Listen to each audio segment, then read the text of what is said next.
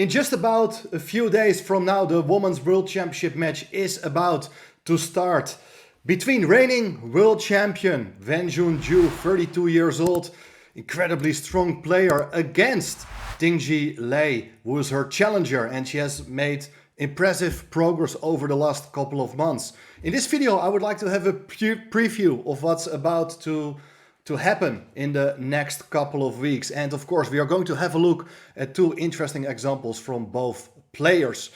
The match is going to take place in China, and that's not a surprise at all. The female players in China are dominating the chess world for already quite a number of years. And now, with the success of Tingjie Lei becoming world champion among men, it's interesting to see what is going to happen in China over the next few years. Maybe more tournaments will take place there. Let's see. The match is about 12 games. The first part of the match is taking place in Shanghai, the second part in Chongqing. And that's interesting because both players are born in these respective cities. Now, Wenjun Ju is already world champion for quite a number of years. She won her match in 2020 against Russian player Alexandra Goryachkina, and that was a roller coaster of a match. Very interesting battle, which was eventually decided in a tiebreak. And I'm going to show you one game of Wenjun Ju in the tiebreak, the decisive game of that match.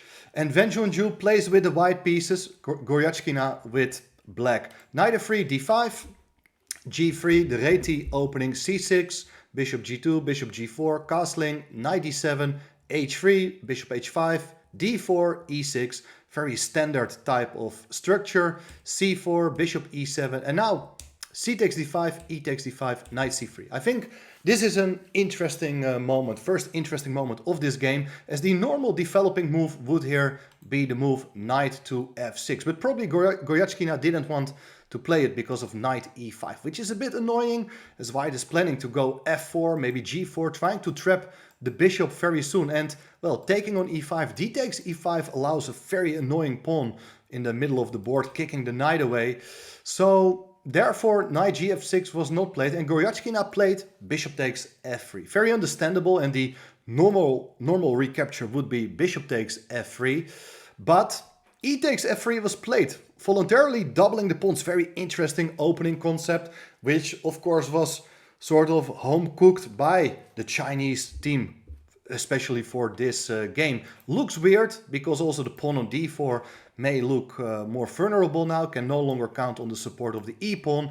On the other hand, we have an extra pawn on the king side, and that's going to be very useful later on. Let's have a look. Knight gf6, and now the bishop on g2 is looking pretty bad, so white goes h4. You can push your pawns in front of your king. The king is absolutely safe. Castling kingside, bishop h3. That was the idea, to activate the bishop. Knight b6, queen d3, rook e8, b3. Now the knight on b6 doesn't look great at all. The pawn covers that square.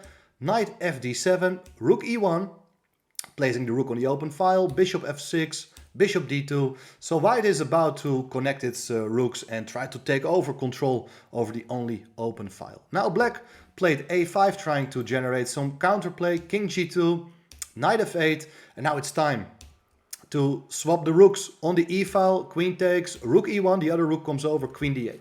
So what has white accomplished here? Well, white's pieces are just a bit more active.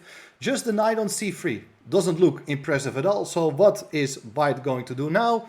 Improve that piece. Knight d1, excellent move. Very nice positional chess, very typical for Wenjun Ju. Knight bd7, knight e3. The knight is on its way to the king side with possibilities of either going to f5 or to g4. Queen b6, attacking the pawn with both the queen and the bishop. Bishop c3, protecting it. Black is trying to open up the queen side to generate counterplay with a rook. And white keeps it close with b4. Black went knight e6, attacking the pawn on d4 one more time.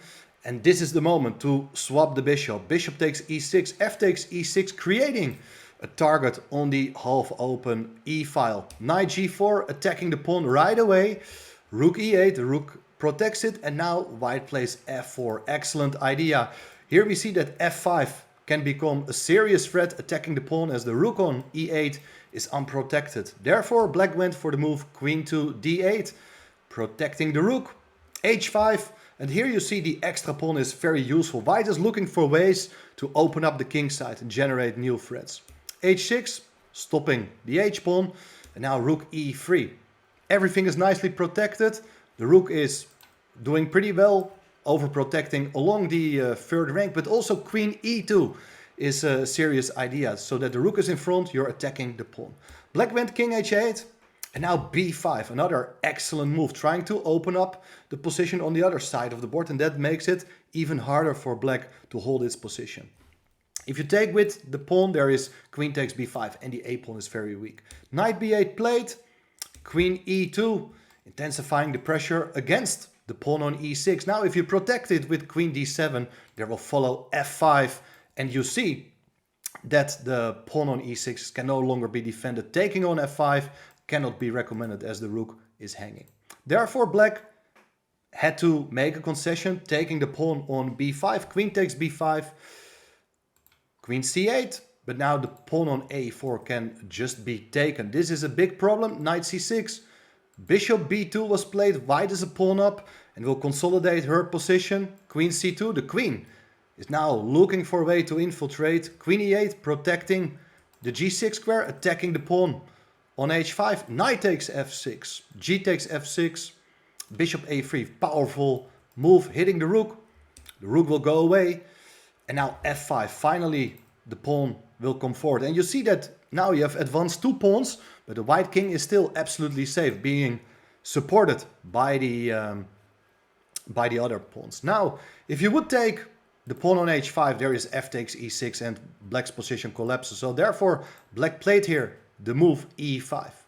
D takes e5, f takes e5, and now the f pawn comes forward, hitting the rook. Rook to g5, f4. Once again, e pawn is pinned because of the queen on e8. Rook takes h5 played, f takes e5. Queen e6 looks as if white is having 2 fantastic pawns, but you gotta be careful. Queen h3 is on the agenda, but even with a shorter time control, Wenjun Ju stays very cool and finds a nice way to deal with black's counterattack, as she went here for the move king g1. Excellent move. Actually the only move to play for an advantage, with the point that if queen h3, you can swing over with your queen and the king is absolutely safe again. Now in the game there followed the move d4, attacking the rook on e3. Now you would think, let's move the rook away. No way. Queen g6. If the rook is taken, it's queen g7 with checkmate, thanks to that wonderful pawn, of course. So the rook on h5 is also hanging, but mate, of course, has been being prioritized here, of course. Queen d7, protecting the g7 square, but now the pawn comes forward. e6, attacking the queen. Queen goes away. Now there are various ways to finish the game off, but the easiest one here is just to get rid of the rook. Black resigned, because if black is going to take the rook, there will follow queen takes h6 with check, king g8, and now the simplest move is f7 with check. The king cannot go anywhere. You have to give up your queen, but that's of course absolutely game over. So this was the decisive game which helped Wenjun Ju to retain her title, and that's why she is in this match now with Tingjie Lei. And this is going to be interesting. Now let's have a look at the game of Tingjie Lei. She is only 26 years old. It should be said that both Wenjun Ju and Tingjie Lei, they are about even rated. There's only 10 rating points difference, 25-64 against 25-54 at the July rating list. And what should also be said is that, well, Wenjun Ju is a little bit older and she has a bit more experience, so that can be an advantage. But since, well, players are almost equally matched, it's difficult to say who is better. Anyway, Tingjie Lei is making impressive progress over the last couple of months, as she had to play the candidates tournament, and in that event she managed to eliminate both the Musisuk sisters, Maria and Anna, and later she in the final she had to play against her compatriot Tingjie. And I would like to show you the decisive game of that match. And Tingjie is playing with the white pieces, Tingjie Lei with black. And I think the following game is going to be very attractive. And instructive at the same time. So let's have a look. d4, d5, knight f3, knight f6, e3, e6, bishop to d3, c5, b3. This is so-called Colli system. White's bishop doesn't look great. Bishop will come to b2. But after knight c6, bishop b2, c takes d4 is played. And now e takes d4. And of course, the question is if white is going to enjoy the extra pawn in the center with ideas to go c4 next. But the bishop on b2 doesn't look great at all. What is black going to play here? Various moves. Normal developing moves like bishop e7, bishop d6 are very standard, but the move g6 is a move I like quite a lot as well. After castling, the bishop comes to g7, where it can actually exert more pressure on this diagonal. Now the standard move would be to play knight bd2, completing your development. All the minor pieces have been developed, but now we will castle kingside with a more or less even position. Instead of playing knight bd2, Tingjie played here the move bishop a3, preventing black from castling. And now you would expect maybe bishop f8, so that bishops can be swapped or repetition can be initiated if the bishops are going back to b2 and g7 after that. But instead, Lei played very enterprising here with the move knight e4, which would not have been possible had the knight been on d2, because then you can simply take it twice. Now knight e4, you might think, what is the knight doing there? Well, after rook e1, the pawn comes to f5. So you're cementing your knight in the center. The knight gets fantastic support from both the d and f pawn. And white will have to find a solution for it. How to play around that annoying knight or how to get rid of it. That's not going to be easy at all. And it should also be pointed out that in certain cases the pawn on d4 will become a serious target. c3 is therefore played, protecting the pawn. Bishop d7, queen c2. As there are ideas to play knight bd2, but white got to protect the pawn on c3 first. But the queen is not doing too great on the c-file, with potential attacking ideas like knight takes d4, as the pawn on c3 will be pinned. So the queen will move again. And still the question is, what is black going to do with her king? Well, Lei has a very original solution.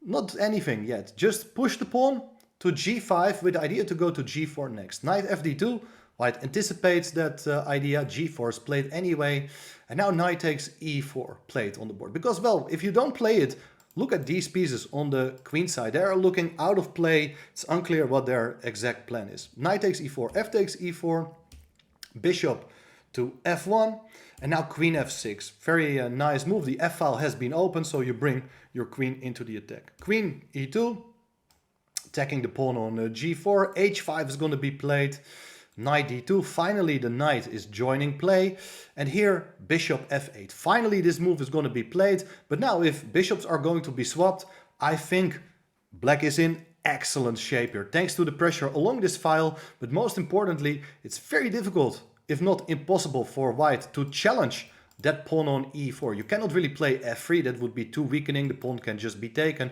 That means the e-file remains closed and basically all white's major pieces remain out of play. Instead, there followed the move bishop b2. Bishop went back, but obviously the bishop doesn't look great. But probably white was dreaming about this idea of playing c4, and who knows, maybe at a beautiful day the bishop will see the daylight on this diagonal, but that's really far away from now. Bishop d6, that was the idea. The bishop is now nicely placed on this diagonal, looking at the king. Rook 81, and now various options. Typical attacking idea here would be something like g3. It's a pawn sacrifice with the idea that if you take the pawn, you can follow up with h4, trying to open up the files towards the king. It's really looking great for black, but it was not played in the game. And I think the reason why Tingjie Lei played another move instead of g3 is that she felt like, I'm in good shape, I have the position under control, no need to rush. Instead, she played very impressive move, castling kingside. So she says that, okay, I don't have any pawns in front of my king, but the king is safe as it's being surrounded by both the rook and the queen. And, well, what is white going to do? That is the main problem. And there are still attacking ideas. At some point, you can probably just double rooks on the f-file, maybe get another rook over to g7, push h4, g3, and so on. No rush. Therefore, white thought, okay, let's now play g3. And white has a very simple idea. To play bishop g2, knight f1, knight e3, trying to hold the position. But white's last move is a serious weakening one, because now the f3 square has been chronically weakened. If black can get a piece there, that would be awesome news. So what do you want to get there? Which piece? Well, preferably a knight if possible. Well, the knight is on c6, but how to get there? Well, look at this maneuver. Knight e8, knight f7, knight g5, knight f3. That was played in the game. Fantastic positional plan. Bishop g2, knight f7, knight f1. There's not much white can do to prevent it. Knight to e3, and you have a choice. Are you going straight into that f3 square, or do you wait? You can jump straight into it. With the knight fork, you're attacking both the king and the rook. Bishop takes f3, g takes f3. Now you do have a pawn. The square can no longer be occupied by a piece, but you have a pawn. So now the simple plan would be try to get a queen on h3, remove the defender of the g2 square, and then it can be potentially checkmate on g2. White played queen f1, needs to defend, but h4 is played. So white is completely stuck with its major pieces and the position plays itself. White played g4, trying to keep the position closed. If queen f4 to threaten checkmate, white still has queen to h3 and holds on. So therefore the move h3 is played. This is a beautiful pawn sacrifice, a deep positional concept. Well, maybe not too deep, but if you take the pawn, then, after taking the pawn, there is this move king to g7, for instance, with the idea to get a rook over to the open file, and that will only accelerate the mating process, as both the rook and bishop are targeting that weakness on h2. In the game there followed king h1.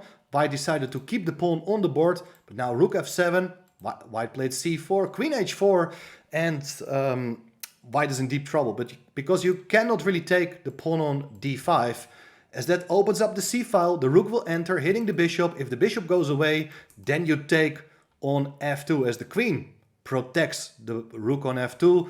You're attacking the queen, threatening mate on h2. White's position is going to collapse. So white is completely stuck. Played here the move bishop to c1 instead. Rook g7, queen g1, king h7, c takes d5, c takes d5, knight takes d5 was finally played. I mean, white's position was so depressive to handle that you gotta do something. Rook takes g4, attacking the queen. If queen goes away, it's rook g2, and white's position is falling apart with a check on h2. If king g1, the other rook will come over to g8. All black's pieces are joining the attack. Therefore, Tingjie had prepared a sort of desperate counter blow with the move rook takes e4, which is a funny move, but it's not really gonna work out at all. Idea is that after rook takes e4, there are ideas with bishop g5 attacking the queen, followed by knight f6, forking the king and the rook. No need to complicate matters. You can just take on g1 after rook takes g1. Don't take on e4, by the way, because of knight f6, forking the king and queen, so white will regain the material. This would be kind of unclear, but instead much simpler is the move queen takes f2. You got to be careful, but there are no mating ideas for white, because the queen still covers the h4 square. So if a rook would get there, that would be a sort of ladder mate at the side of the board. Instead, there followed bishop f4, queen g2, beautiful queen sacrifice. Typical mating motive, rook takes, h takes, king g1. Now you wish you could play rook c1, but the bishop still covers that square.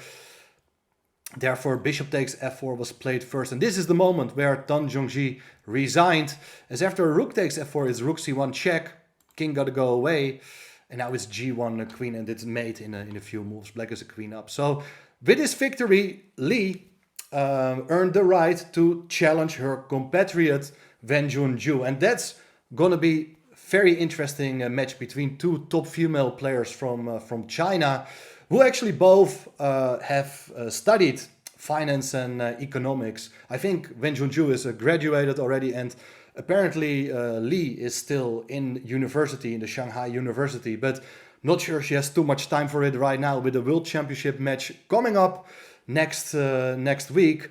First game is on Wednesday, 5th of July, and very likely we are going to cover some of the most interesting moments of that match as well. So make sure to subscribe to the channel. Thanks for watching, and I'll see you soon. Bye bye.